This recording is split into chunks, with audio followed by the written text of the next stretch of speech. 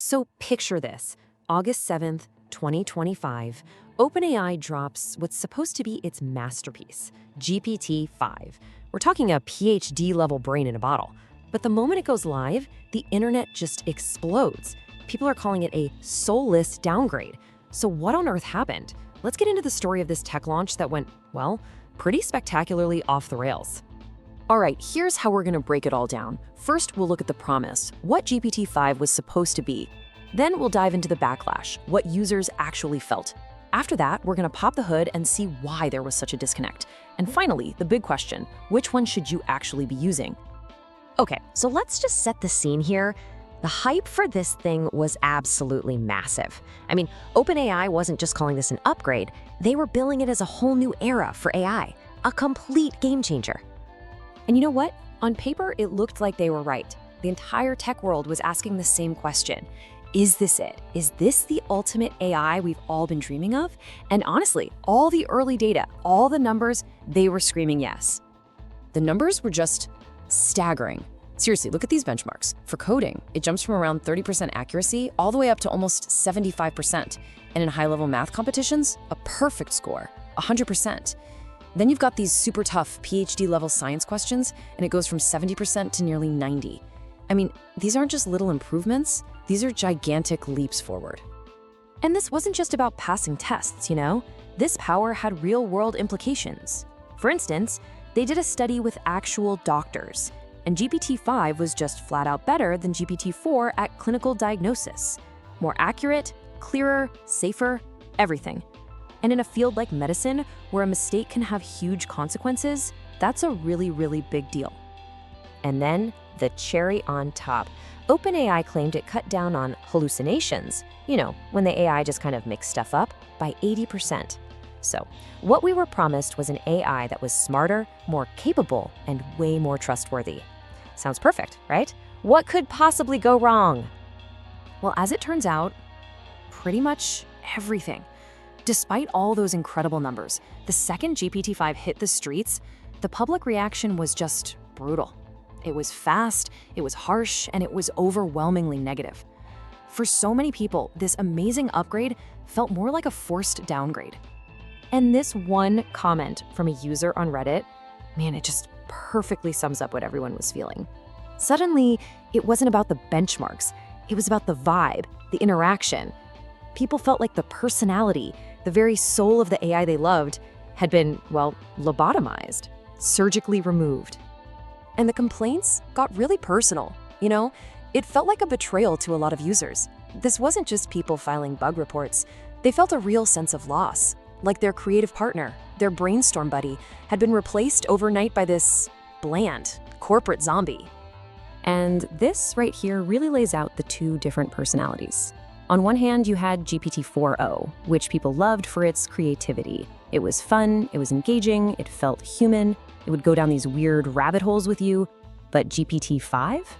Totally different story. It felt like a cold robotic analyst, just spitting out these dry Wikipedia-style summaries and refusing to get creative at all. But the frustration wasn't just about the personality change. Oh no, OpenAI made things so much worse by taking away the ability to choose. You were stuck with the new one. You couldn't switch back.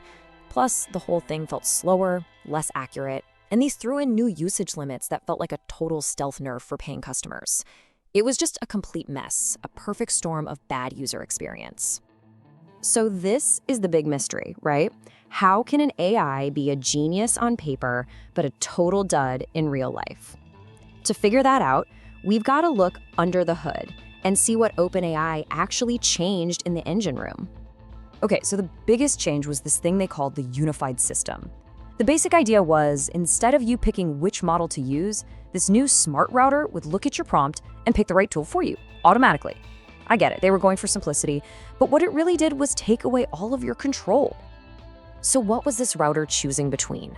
Well, it wasn't just one GPT-5. It was a whole family of models. You had the super powerful Pro version for the really tough stuff, and then it went all the way down to a tiny nano version for just quick and simple tasks. And this is where we get to the main theory about why everything felt so off. The big suspicion is that this smart router was defaulting to the cheaper, dumber models way too often. Maybe it was to save money on computing power. Who knows? Or maybe they were trying to make it safer and more corporate. But whatever the reason, the result was the same. Users got these boring, generic answers, and it just felt like a massive downgrade. So faced with this absolute firestorm of angry users, OpenAI actually did something you don't see very often from a huge tech company. They listened. And they moved fast. So now that we have a choice again, what's the right move? Which one should you be using? I mean, just look at how fast this all went down. August 7th, it launches. By August 8th, just one day later, the internet is on fire with complaints. 2 days after that, the CEO comes out and apologizes, calls it a mistake. And by August 12th, just 5 days after the launch, they've already brought back GPT 4.0 for paying users. That is an incredibly quick turnaround. Okay, so this is the part you really need to know. Here's the simple rule of thumb. If you need raw analytical horsepower, for coding, for math problems, for anything where getting the facts right is absolutely critical, use GPT-5. But if you're writing a story, brainstorming ideas, or you just want a conversation that feels natural and human, you're gonna wanna stick with good old GPT 4.0. It's all about picking the right tool for the right job. So where are we now? Well, the good news is the choice is back for subscribers, and that's a huge win for users. But there's still this nagging doubt. A lot of people are convinced that the restored GPT 4.0 isn't quite the same, that it's a GPT-5 wearing a GPT 4.0 skin. But I think the biggest lesson from this whole mess is that as AI gets smarter, things like personality and user experience are becoming every bit as important as raw power. And that leaves us with a really fascinating question, one that's going to shape the future of AI. What actually makes an AI the best? Is it just about the highest test scores and the most logical answers? Or is it the one that feels more creative, more like a partner? Maybe even the one that feels the most human?